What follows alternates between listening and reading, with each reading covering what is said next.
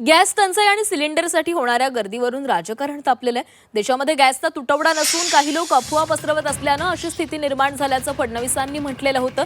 त्याला संजय राऊतांनी उत्तर दिलंय।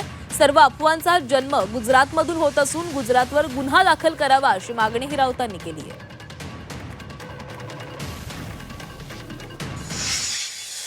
जाणीवपूर्वक काही लोक आपल्या देशामध्ये संभ्रम पसरवत आहेत। तो संभ्रम पसरू देऊ नये, लॉकडाऊन लागेल वगैरे असल्या गोष्टी सांगितल्या जात आहेत। लॉकडाऊन बिलकुल लागणार नाही आहे। असल्या गोष्टी पसरवणारे हे अक्षरशः एक प्रकारे देशद्रोह करतायत आणि म्हणून माझं मत आहे की अशा पद्धतीनं खोट्या बातम्या पसरवणाऱ्यांवर कडक कारवाई हे आम्ही देखील करणार आहोत। या अफवांचा उगम गुजरातमधून झालेला आहे। सगळ्यात जास्त रांगा या गुजरातमध्ये लागलेल्या आहेत। जसं नोटबंदी होण्यासंदर्भातली पहिली माहिती ही गुजरातमध्ये कळली आणि गुजरातमध्ये 8 दिवस आधीच लोकांनी बँकेत रांगा लावून आपले काळा पैसा आत टाकला। कुठे कुठे अमित शहांच्या बँकेमध्ये म्हणजे एका तासामध्ये 500 कोटी रुपये जमा झाले। त्या राज्यामध्ये गुजरातचे गृहमंत्री आणि प्रधानमंत्री असल्यामुळे त्यांनाही बातमी लवकर कळते। गुजरातमध्ये ज्या रांगा लागलेल्या आहेत त्याच्यामुळे महाराष्ट्रामध्ये धास्ते लॉकडाऊन लागेल, टंचाई होणार आहे, हे गुजरातवरून आलेलं हवा आहे।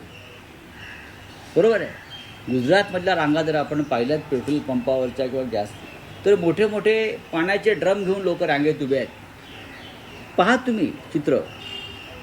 तर जर गुन्हा दाखल करायचा असेल मुख्यमंत्र्यांनी तर गुजरात राज्याविरुद्ध करावा की देशभरामध्ये टंचाईची अफवा पसरवल्याबद्दल। तुम्हाला उठता बसता फक्त गुजरात आठवतं का?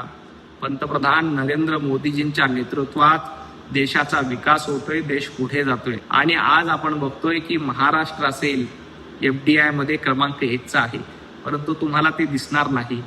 आज गॅससाठी कुठेही रांगा नाहीत। 25 दिवसामध्ये आणि ग्रामीण भागामध्ये 35 दिवसामध्ये गॅस बुकिंग मिळतं, तरीही तुम्ही अफवा पसरवण्याचं काम करतायत आणि मध्ये मध्ये गुजरातचं नाव घेतलं की तुम्हाला वाटतं आपली मराठी अस्मिता जागी होईल, परंतु इथल्या मराठी माणसानं तुम्हाला नाकारलंय, तुमच्या पक्षाला नाकारलंय।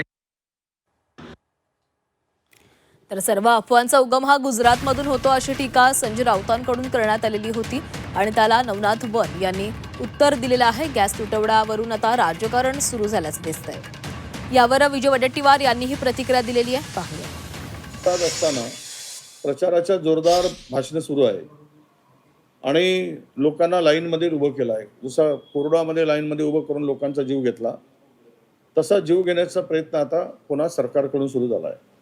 म्हणजे सामान्य माणूस मेला काय, जगला काय, तरी हे सांगतात की काही तुटवडा नाही, काही चिंता करायची नाही। काल